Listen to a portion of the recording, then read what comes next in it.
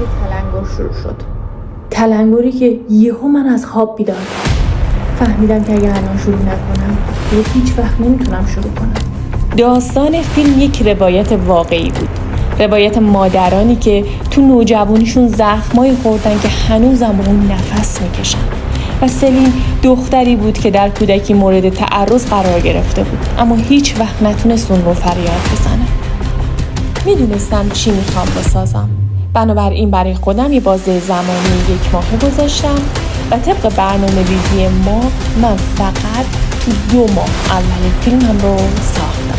و مهمتر از همه من 2 بازیگر کودک داشتم که 2 هفته تمام با اونها تمرین کردم.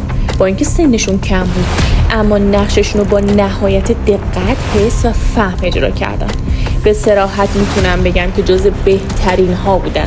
و در مقابل من یک بازیگر بزرگسال هم در پروژه‌ام داشتم، کسی که از طرف مدیر تولید به من معرفی شد و قرار بود یکی از کاراکترهای اصلی رو بازی کنه.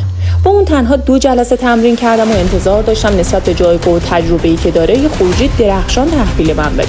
اما واقعیت این بود که نتونست اجرای قابل قبولی به من ارائه بده.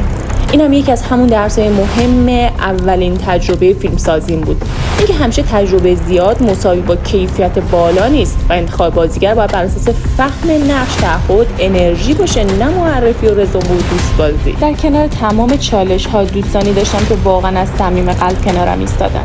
کسانی که به عنوان همراه، بازیگر، عوامل کنار من بودن و تمام مسیر منو همراهی کردن و به رشد من کمک کردن.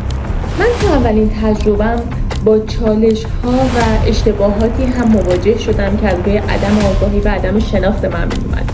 من توی این کار فهمیدم خوب بودن از دید هر کس متفاوته، بنابر دانش و آگاهی و سطح و لول فکری اون شخص و اعتماد بیجا کردن به یک سری افراد ضربه‌هایی رو به کار من زد که درس بزرگی به من داد.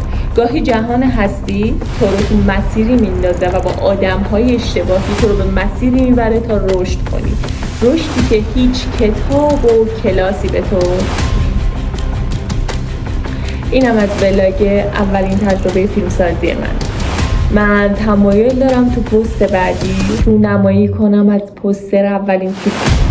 همراه من باشید، حامی من باشین و بنر تبلیغاتی من باشین.